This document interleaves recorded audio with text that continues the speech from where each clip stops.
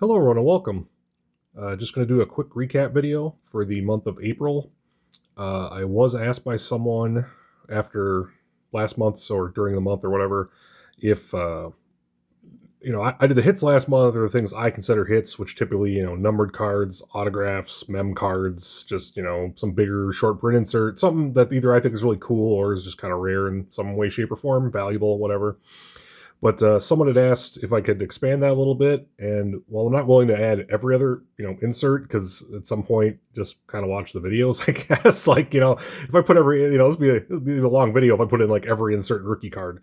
But I did put in some of the better rookie cards, or the rookie cards and players I think are better. I figure that adds to it a little bit. If you really truly don't have the time and aren't watching the videos, I guess this will just see more of it in that regard. But I'm just not going to put in every insert. That's crazy to me.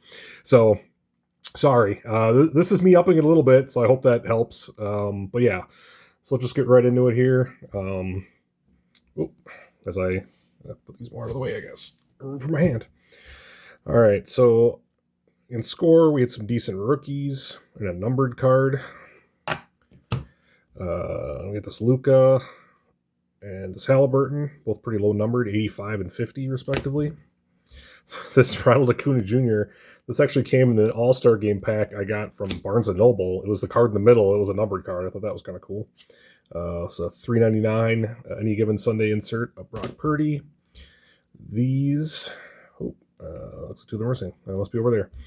We're on the bottom of this, maybe. I'll find them. These two Pinnacle ones are from Encore. Both numbered 150 and 150. This was the autograph from that same hobby box. Parker Washington. Got this Tariq. Oh, that was numbered at 25. Got this Tariq Hill. I think that was like 199. Yeah, 199. And these were 3 inserts that were in it. These are really cool. I like these from back in the day. They did something similar back in the with Pinnacle and stuff. So I thought these really cool inserts, and Jaden Daniels rookie card. So it's pretty good. Let's see what else we got here. These are out of some Monopoly. This would be 23-24. So this was a Durant parallel insert and a couple of decent rookies I did hit. I still didn't get a Wemby. I'm hoping somebody else trying to get a Wemby in. I've not had luck yet. But let's see. Cole Keurig. This was the autograph out of Prospect Edition 2024. This is a parallel Dylan Cruz cracked ice I got out of it. That was pretty cool. This was numbered to $2.99. And this one, numbered on the front, which I still think is weird, is numbered to $1.99. I pulled another Luka. This one's an explosion. This one's a little higher numbered, though, 149. But that effect out looks really cool, I think. And then a few decent rookie cards I'd pulled. A few different players out of Donruss basketball as well. These are from Celebration. Bobby Witt, like this 8-bit Ballers. This is an insert exclusive to Celebration. Dylan Cruz, it's an LB, stars MLB, but still, Dylan Cruz rookie, base rookie, James Wood, 8-bit Ballers rookie, Aaron Judge rainbow foil, got the pink Brooks Baldwin rookie card, and then a Brooks Lee got on the stars the MLB, but still, Brooks Lee rookie card. And let's see, we got a Trevor Rogers. This was a Gold Wave Chrome out of 50. This is guaranteed in a blaster from the year. I want to say this from 2021. But it's still cool. Satchel Paige, it's got the 70 Tops anniversary thing in it. I just thought it was cool. So LeBron, this is from Phoenix from 23-24. That's numbered to 275. JJ by Storm rookie. This is an Atane foil board from 2023, I believe. So that's pretty cool. Like you see on the back, it says Collector's Edition, or Collector's Box, sorry. Oh, here are the other two. They're supposed to be with the other ones. I don't know how they got all mixed up, but these are also, they say Pinnacle. They're from that Encore. These are a little lower number, though. This is to 99. The Justin Simmons, and the Cole Kmet is to 75. Power Players is another one that is exclusive to Celebrations. It's a Judge, a James Woods rookie card on the Stars, 8-bit Ballers Ellie. This is from Heritage. This is $6.99 chromed rookie card. These are just base, but Yamamoto rookie card and a Jackson Churio rookie card. That somebody pointed out to me at the hobby store is actually the same style of picture they used for Hank Aaron out of this. So like if that, I did look it up. He said it and it made sense to me. I'm like, if that's true, that's really cool. And then these two are actually just short prints. They're high number rookie cards. So they're like the parallel, they're over 700. So, and then last stack here. Just some prisms. These are silvers for John Morant dominance, Luka dominance, and then the green prism for LeBron. Paulo on the rookies. That's from, what was his rookie year, 22-23. This I thought was really cool. I'm a big Jackson Trio fan, so I mean, it's cool to pull that base rookie, but this is a Let 'Em Cook short print insert from Update. Pretty cool insert.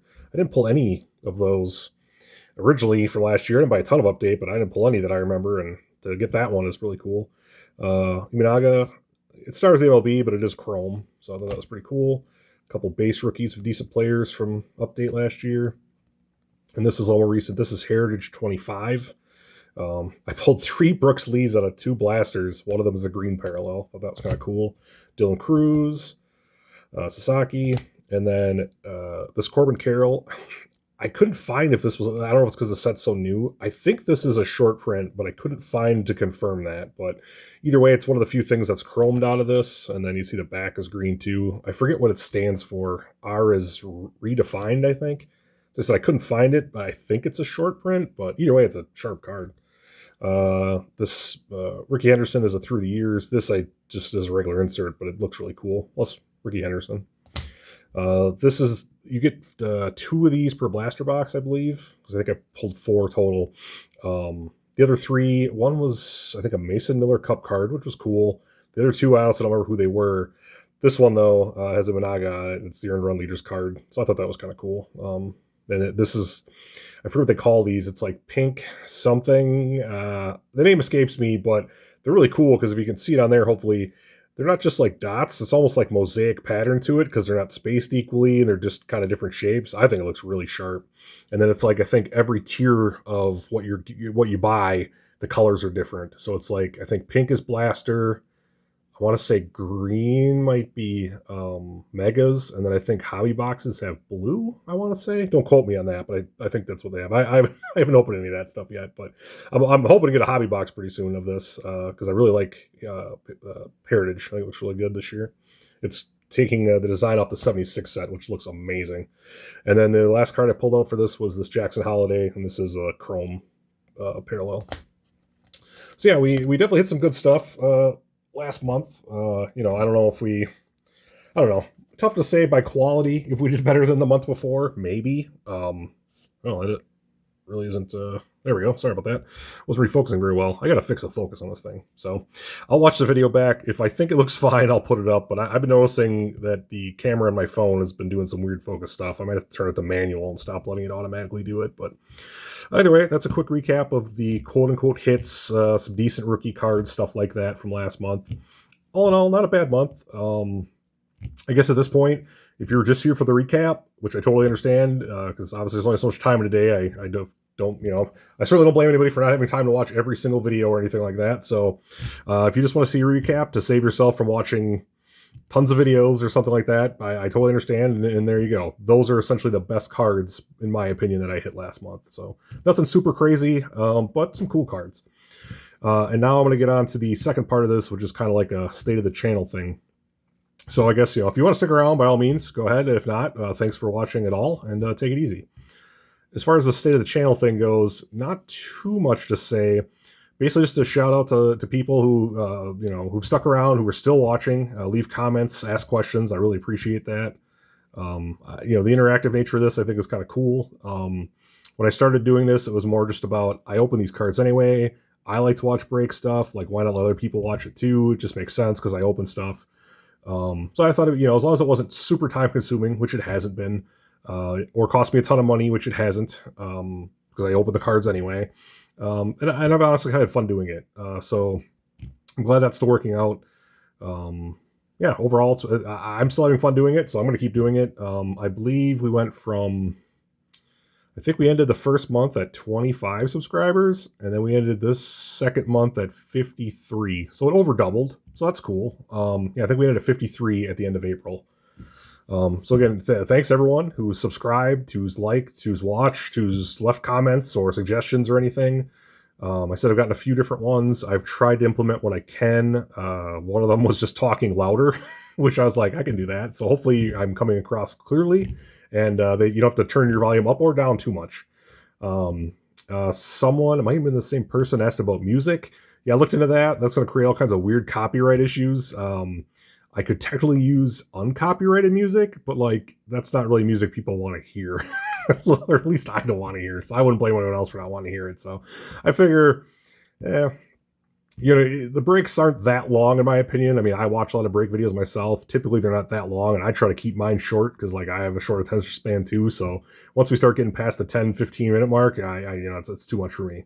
So I try to keep my videos shorter than that for everyone else because again, I get it. I also can't sit around and watch something for a half hour. Usually the same thing because usually I just got something else to do. So, but yeah, so again, thanks everyone who's watched or watching or going to watch in the future. Or anybody that I've still had fun doing this.